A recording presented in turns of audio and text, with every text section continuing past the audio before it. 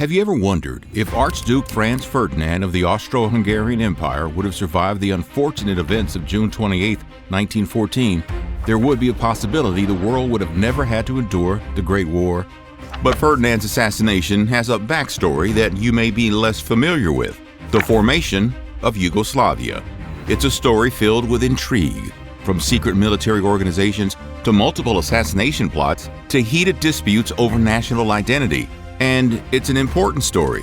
The formation of this Balkan nation helped ignite and spread both world wars. It's also a cautionary tale. Yugoslavia, this sparkly new unified Slavic state that emerged from the ashes of World War I, was a dream that quickly devolved into a bitter ethnic cleansing. Viewer discretion is advised for this video, as some of this video may be offensive or disturbing. We, the makers of this video, in no way support or condone the actions of the subjects featured.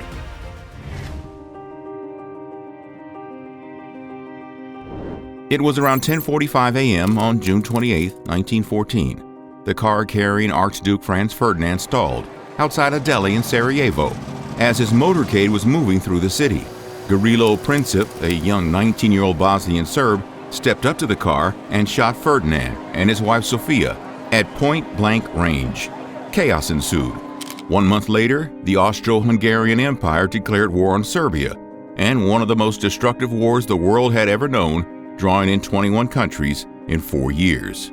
If you read a school history textbook in Serbia today, Gavrilo Princip is portrayed as a hero who was fighting to liberate Serbs from Austro-Hungarian imperialism. It was Austria-Hungary that was to blame for the war. If you read a textbook in Croatia or Bosnia, Princip was a radical revolutionary, and it was Serbia that was pursuing expansionist policies and responsible for instigating the war. These opposing interpretations of history indicate just how divided the countries that once made up the former Yugoslavia are now. They tend to forget that at the turn of the 20th century, radicals like Princip were fighting for a unified Slavic nation, a Yugoslavia. At his trial, Princip said this: "I am a Yugoslav nationalist, aiming for the unification of all Yugoslavs, free from Austria." The plan was to unite all South Slavs. It was understood that Serbia, as the free part of the South Slavs, had the moral duty to help the unification, to be the South Slavs as the Piedmont was to Italy. In my opinion, every Serb, Croat, and Slovene should be an enemy of Austria. So it seems like a clear case for a unified Slavic people free of Austrian rule. But it's more complicated than that. Let's unpack a couple of points from Princip's statement. First, Serbia as the free part of the South Slavs.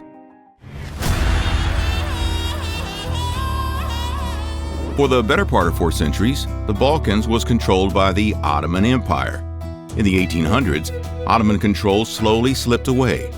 After the Russo-Turkic War in 1878, the Kingdom of Serbia was declared an independent state.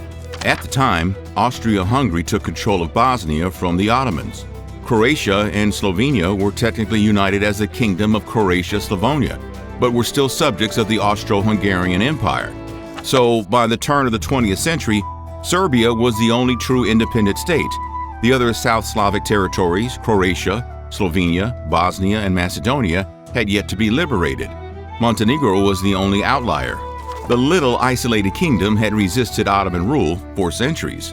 The idea of a Serbian nation can be traced even farther back into medieval times, when the Kingdom of Serbia existed in an earlier iteration from 1217 to 1346, and then as the Empire of Serbia until 1371, when it was conquered by the Ottomans. During its medieval period, Serbia flourished, becoming one of the most successful states in all of Europe. With this proud history, many Serbs saw themselves as the leaders in a quest for a unified Slavic state. In Princip's words, Serbia had the moral duty to help the unification. Yet, on the other hand, it can be argued that a lot of the revolutionaries fought not for a unified Yugoslavia, but for an expanded Serbia, or Greater Serbia. In the immediate quest to shrug off the imperial yokes of the Austro-Hungarian and Ottoman empires, the difference wasn't such a big deal.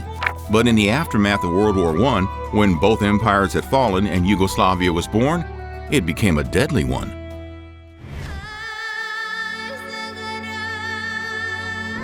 Based on what he said at trial, Guerrilla Princip's motive for assassinating Franz Ferdinand was the creation of a unified Yugoslavia. However, he was very much influenced by a Serbian nationalist legend called the Kosovo Myth.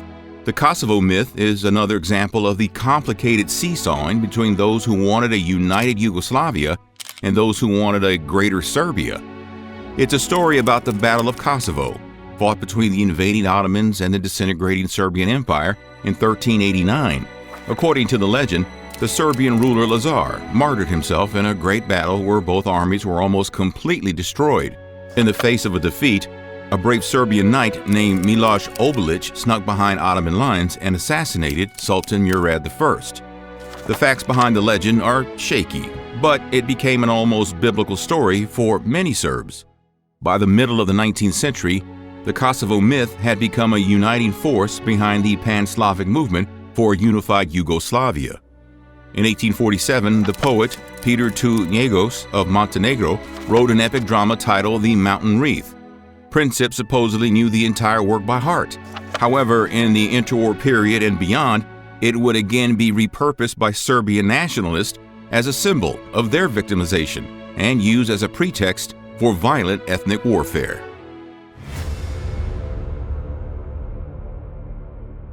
When the Kingdom of Serbia was resuscitated a second time in 1878, it was pretty friendly with the Austro-Hungarian Empire. But relations quickly soured. In 1908, Austria-Hungary went in and officially annexed Bosnia and Herzegovina. This made the Serbs angry. Inspired by the noble assassin Miloš Obilić of Kosovo Myth fame, secret Serbian military organizations began to emerge.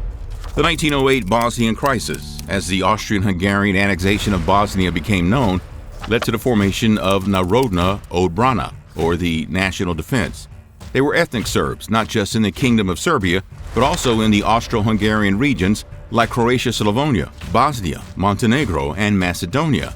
Narodna Odbrana sought to protect the interests of Serbs everywhere, as they did so through a system of propaganda and paramilitary activities. The group was very active during the Balkan Wars of 1912 and 1913. The two conflicts pitted the waning Ottoman Empire against the Balkan states of Greece, Serbia, Montenegro, and Bulgaria. When it was all said and done, the Ottomans were ousted from Europe for good. But the newly liberated Balkan states had to figure out what to do in the aftermath. During the wars, Narodna Odbrana committed a series of war crimes recognized by an international investigation into the causes and conduct of the Balkan Wars. The crimes occurred particularly in Macedonia, where the population was basically forced to declare themselves as Serbs, or else they were beaten and punished. Part of Macedonia was annexed into the Kingdom of Serbia as a result. Narodna Odbrana turned their attention towards Austria-Hungary and began a campaign of anti-Austrian propaganda and targeted assassinations of political figures.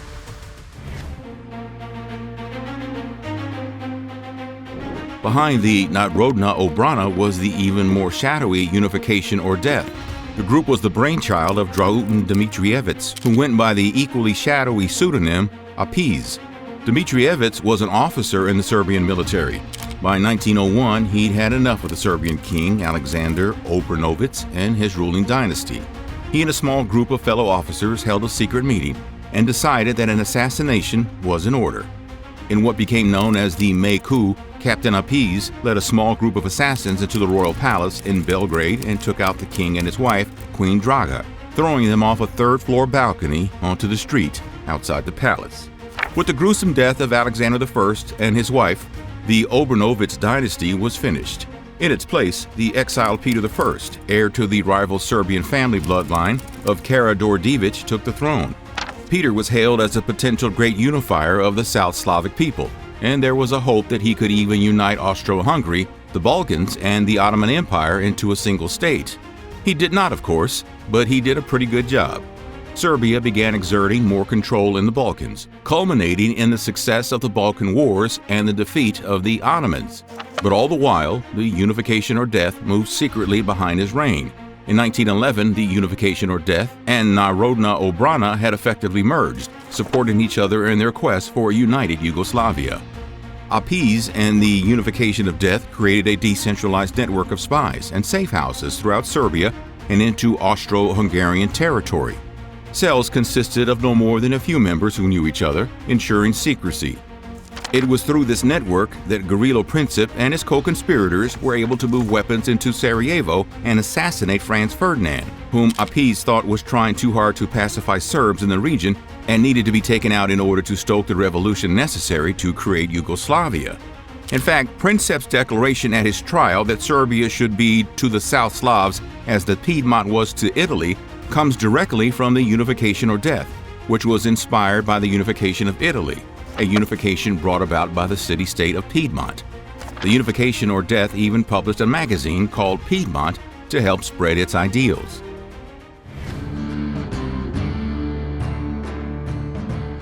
But there was more than just Serbian nationalism swirling in the primordial waters that would soon become Yugoslavia. Croatian nationalism was there as well. Beginning in the 19th century, a movement for a greater Croatia was born. It was a movement that sought to unify the southern Slavs, but from a Croatian perspective. It became part of what's called the Illyrian movement. The Illyrians were ancient Greek people who lived in the Balkans during the Bronze Age. The history of Illyrian culture is foggy, but they began being referenced by the Greeks around 6th century BC. During the middle of the 19th century, Croat intellectuals began referencing the Illyrians as a sort of last common ancestor. They saw a shared language and long ethnic roots in the region, and a movement began to establish a Croatian state within Austria-Hungary. This became the Austro-Hungarian-controlled Kingdom of Croatia-Slavonia, which was established in 1868. However, there was still a desire for full autonomy. The movement was very much literary and in direct opposition to the Hungarian nationalism that was also rising at the time. Judevic Guy, a young Croatian writer living in Zagreb, began a campaign to reform the alphabet as a way of unifying the South Slavic people. It eventually resulted in the codification of the Serbo-Croatian language, which, in its own way, helped lead to the formation of Yugoslavia. However, the Illyrian movement ultimately failed because Croatian identity became more of a focal point than a pan-Slavic or Illyrian identity, very similar to what was going on with the Serbian identity just across the border. And there was overlap in the Serbian and Croat identities. Many Serbians consider the regions of what's now Croatia, Bosnia, and Macedonia to be truly Serbian, or part of Greater Serbia, and many Croats saw those same regions as distinctly Croat, part of Greater Croatia. This blurry overlap would eventually somehow crystallize into a clear line drawn in the sand that persisted well after the formation of Yugoslavia and led to internal turmoil during the interwar period.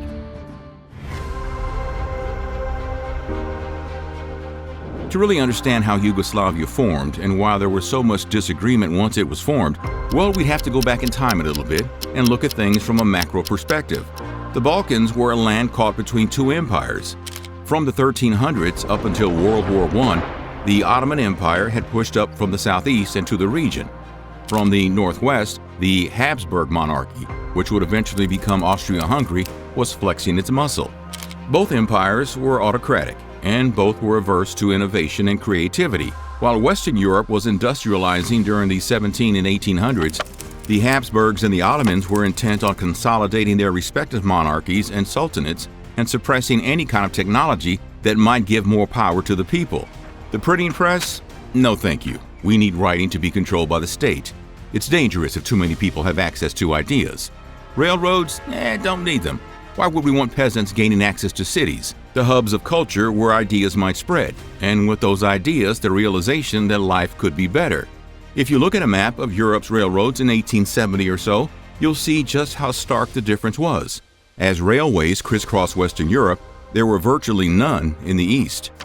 As a result, feudalism persisted in Eastern Europe while Western Europe modernized. The economy in the Balkans stagnated while the economy in Western Europe flourished. By the turn of the 20th century, a whopping 85% of the populations of Croatia, Slavonia, Serbia, Montenegro, and Bosnia and Herzegovina worked in agriculture. These people continued to work under a feudal system that kept them in poverty, unable to earn much of anything, and forced to pay extremely high taxes to royal landlords. Serbs and Croats and Bosniaks eventually started to become aware of this fact and wanted more. Movement into cities like Belgrade and Zagreb happened eventually, and an intellectual class slowly developed that began promoting the idea of a pan-Slavic movement that could throw off the centuries of suppression from both Austria-Hungary and the Ottomans.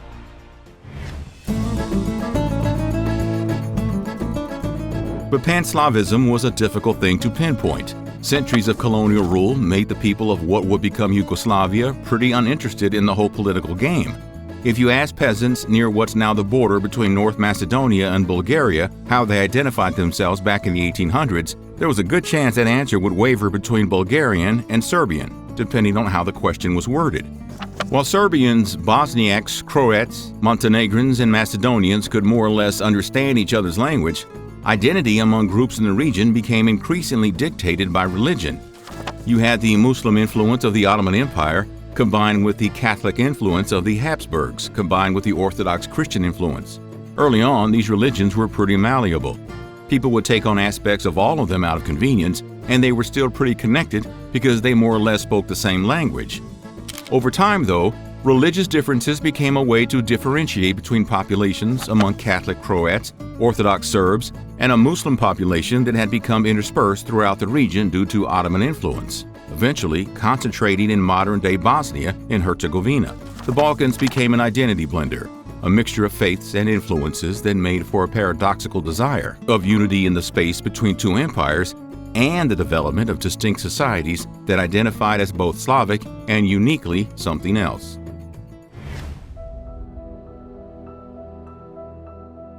So all this history was swirling beneath Gavrilo Princip's two quick shots that took the life of Archduke Franz Ferdinand and his wife. His act might have started the First World War, but a lot happened afterwards. And what happened may have helped fuel the fire that led to a lot of the horrors of the Second World War. To understand why, we need to understand a newly born Yugoslavia. In the midst of World War I, the Yugoslav Committee was formed. The committee was based on the concept of Yugoslavism, a belief that all the South Slavs consisted of Bosniaks, Croats, Macedonians, Montenegrins, Serbs, and Slovenes should unite as a single country. There were two main types of Yugoslavism, one supporting a single unitary Yugoslav nation and one supporting a federal type of Yugoslavia, similar to the United States or modern-day Europe, where the separate states of Croatia, Bosnia, Serbia, Slovenia, Montenegro, and Macedonia would coexist. The first option was the winner. The committee eventually decided that the Kingdom of Serbia should merge with Croatia, Slavonia, Montenegro, Macedonia, and Bosnia to form a united Yugoslavia. But it was a fragile unification. In the wake of the defeat and disintegration of the Austro-Hungarian Empire, the state of Slovenes, Croats, and Serbs was declared in October 1918. It would be officially renamed Yugoslavia 11 years later, in 1929, but a lot happened in between. First of all, the borders of the newly formed state were hard to define and created continual tension. Areas near Italy, Greece, and Bulgaria were up for grabs politically, and the lines that were drawn in the aftermath of the First World War made some people pretty unhappy. As with a lot of the world's territorial problems around this time, the British were pretty influential. They wanted to make sure the corpse of the Austro-Hungarian Empire was divided in a way that helped them and their allies out, and they were not too concerned about internal ethnic divisions. Then there was the Kingdom of Serbia. It was a Balkan powerhouse, and one of the only independent Balkan states before World War I. As a result, the formation of Yugoslavia pretty much went through them. The newly formed state of the Slovenes, Croats, and Serbs was ruled by the same dynasty that had ruled Serbia since Appice and the Unification or death overthrew the old monarchy in 1901. Peter I, the last king of Serbia, became Peter I, the first king of Yugoslavia, and his Karađorđević dynasty would rule the Kingdom of Yugoslavia for the next 25 years.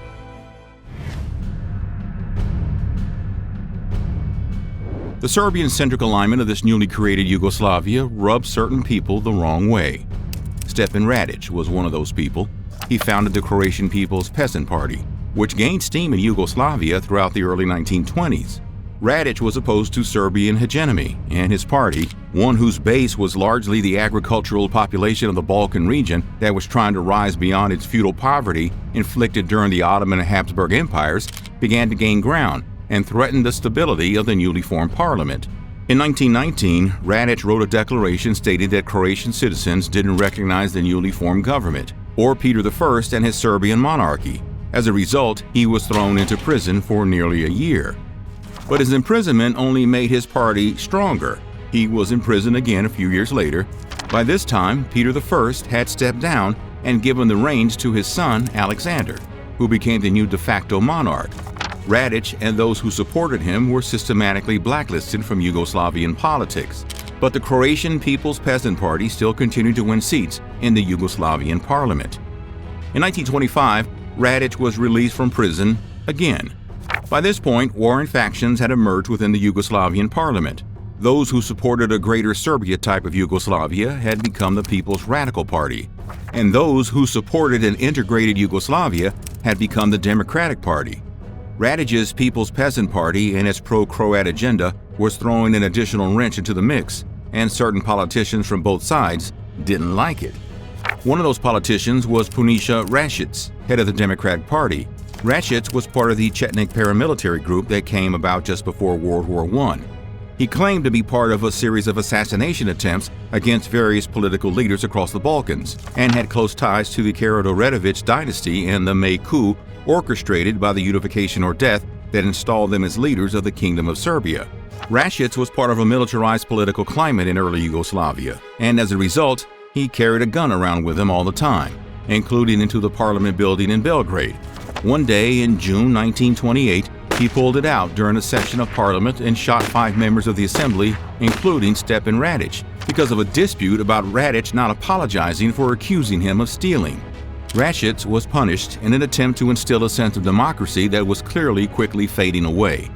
On January 6th of the following year, King Alexander dissolved the parliament and created a full-fledged dictatorship. Yugoslavia officially became Yugoslavia, a country born from a series of disputes that festered in a climate of ethnic identity crises.